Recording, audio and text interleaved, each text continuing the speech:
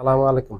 যে কারণে জরুরি বৈঠকে বসেছেন জামায়াতের আমির ডক্টর শফিকুর রহমান এবং ডক্টর ইউনূস। সামনে নির্বাচনটাকে কেন্দ্র করেই এই জরুরি বৈঠকটা বসছে। এটা হঠাৎ করেই হয়েছে। এটা জামায়াতের আহ্বানে সাড়া দিয়ে ডক্টর ইউনূস আজকে সময় দিয়েছেন জামায়াতের আমিরকে।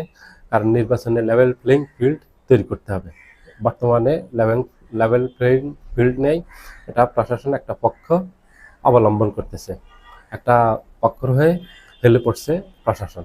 ২ নাম্বার হলো নির্বাচনে যেন কোনো অবৈধ প্রার্থীকে যেন নির্বাচনে অংশগ্রহণ করার সুযোগ দেওয়া না হয়। অবৈধ হলো যাদের দ্বৈত নাগরিকত্ব আছে তারা যেন নির্বাচনে অংশগ্রহণের সুযোগ না পায়, এবং যারা ঋণখেলাপি তারা যেন নির্বাচনে অংশগ্রহণের সুযোগ না পায়। অলরেডি নির্বাচন কমিশন একজনের প্রার্থিতা বাতিল করেছেন গতকালকে। কুমিল্লা সাইদ দেবিদ্বারের আসনের যিনি বিএনপির প্রার্থী মঞ্জুরুল হাসান মুন্সি, ওনার প্রার্থিতা অবৈধ ঘোষণা করেছেন অনেক ঋণখেলাপি।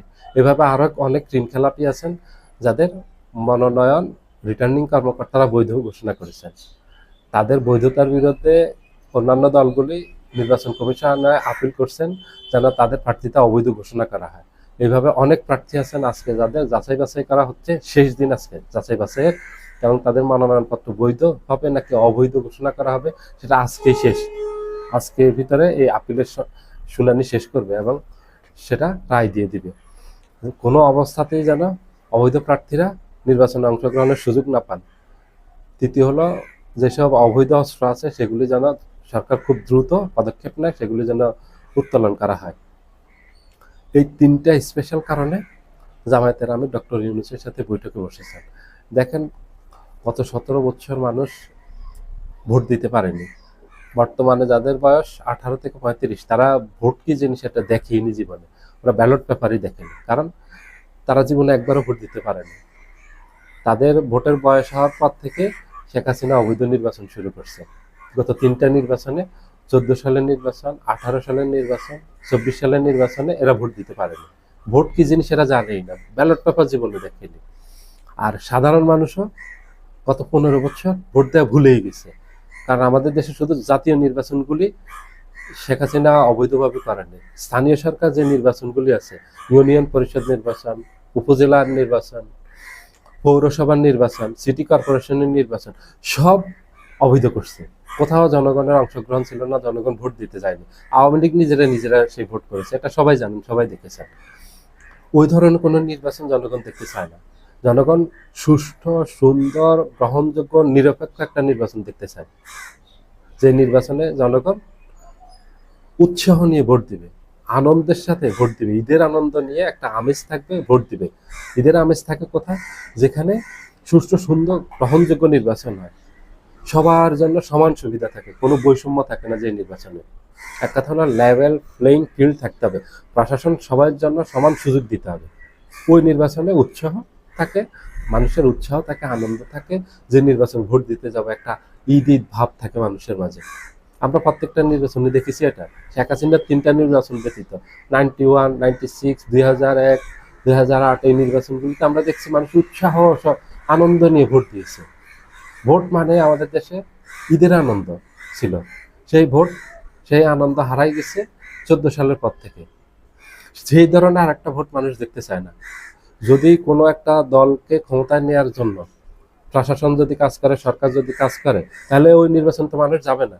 কারণ ওটা আওয়ামী লীগের 3টা নির্বাচনের মতো হয়ে যাবে। আওয়ামী লীগ যেভাবে অবৈধভাবে 3টা নির্বাচন করছে, শেখ হাসিনা 14 সালের, 18 সালের, 24 সালের, ওই ভোটের সাথে এই ভোটের তাহলে কোনো পার্থক্য থাকবে না। আপনি সাজানো একটা নির্বাচন করবেন, মানুষ দেখবে চেয়েছে, আর নির্বাচনে গিয়ে উৎসাহ নিয়ে, আনন্দ নিয়ে মানুষ ভোট দিবে, এটা দিবে না মানুষ, ভোট কেন্দ্রে যাবে না মানুষ। কারণ মানুষ দেখতেছে 24 সালে, 14 সালে, 18 সালে, 24 সালে কি হয়েছে এগুলি মানুষ দেখছে। এই ধরনের ভোটে যাবে না মানুষ। তাহলে তো শেখ হাসিনার নির্বাচনেই যেত। শেখ হাসিনা যেসব নির্বাচন দিচ্ছে ওগুলিতে গিয়ে মানুষ ভোট দিত। কেন যায়নি? কারণ সেগুলি জানে যে এগুলি সাজানো নির্বাচন, এগুলি ম্যাটিকুলাস ডিজাইনের নির্বাচন। এই নির্বাচন মানুষ যাবে না। মানুষ জানে এটা শুধু ঘোষণা হবে, নির্বাচনের দিন একটা তারিখ শুধু এটা, আর ওই দিন শেখ হাসিনা যাদেরকে এমপি বানাতে চায়, এটা আগের থেকে লিস্ট আছে, ওই লিস্ট অনুযায়ী তাদেরকে ঘোষণা করে দিবে, এই এমপি, ও এমপি, ও এমপি, আসন থেকে বা শেষ। ওই ধরনের আরেকটা নির্বাচন হতে যাচ্ছে। এটা বিএনপি ব্যতীত সকল রাজনৈতিক দলের অভিযোগ, জামায়াতের অভিযোগ, এনসিপির অভিযোগ, চরমনায়ের অভিযোগ, এবি পার্টির অভিযোগ, এলডিপির অভিযোগ, সবার যে প্রশাসন নিরপেক্ষ আচরণ করতে হবে, প্রশাসন নিরপেক্ষ আচরণ করতেছেন না।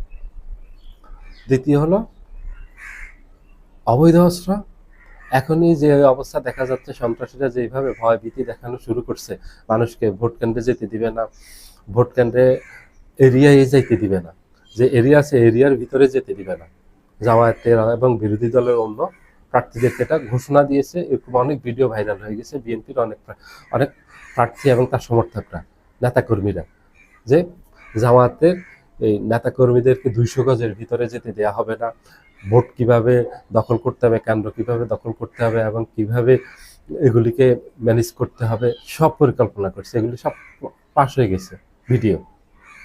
এগুলি দিয়ে তো কোনো অবস্থাতে সম্ভব হবে না। অবৈধ অস্ত্র উত্তোলন করতে হবে, সন্ত্রাসীদেরকে গ্রেপ্তার করতে হবে নির্বাচনের আগে, তাহলে লেভেল প্লেইং ফিল্ড তৈরি করতে হবে এবং অবৈধ প্রার্থীদেরকে কোনো অবস্থাতে আগামী নির্বাচনে গ্রহণ করতে দেওয়া যাবে না, অংশগ্রহণ করতে দেওয়া যাবে না। এগুলি না করলে নির্বাচন বৈধ হবে না, নির্বাচন নিরপেক্ষ হবে না, সুষ্ঠু হবে না। এই নির্বাচন হবে বিতর্কিত একটা নির্বাচন, 14, 18, 24 সালের মতো, যে নির্বাচনের গ্রহণযোগ্যতা দেশেও মানুষের কাছে পায়নি এবং বিদেশিদের কাছেও পায়নি। ঠিক শেখ হাসিনার নির্বাচনগুলির মতো আরেকটা নির্বাচন হবে।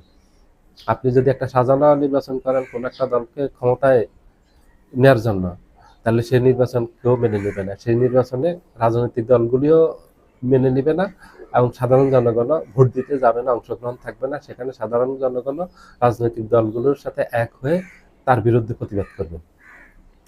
এর ফলে দেশে একটা বিশাল সংকট দেখা দিবে, রাজনৈতিক সংকট দেখা দিবে, যেটা 24শে আগস্টের থেকে অনেক বড় একটা রাজনৈতিক সংকট দেখা দিবে। আমাদের দেশে বিপর্যয় নেমে আসবে।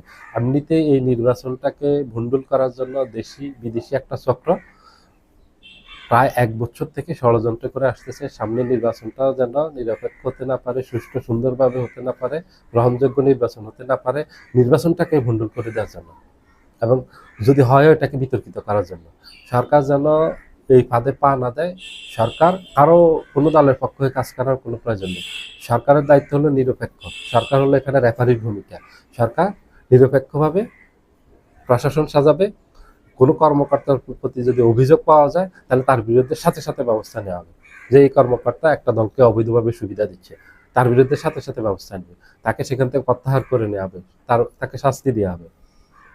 আর যদি না করে তাহলে বোঝা যাবে যে সরকারও এটা চাচ্ছে এবং প্রশাসনও তাই চাচ্ছে যে একটা দলকে সুবিধা দিয়ে আগামী নির্বাচনে ক্ষমতায় দেওয়ার। আর আগামী নির্বাচনে কোনো দলকে অবৈধভাবে ক্ষমতা দিয়ে ক্ষমতায় নেওয়ার এই দুর্বিসন্ধি, এটা কোনো অবস্থাতে বাস্তবায়িত হবে না।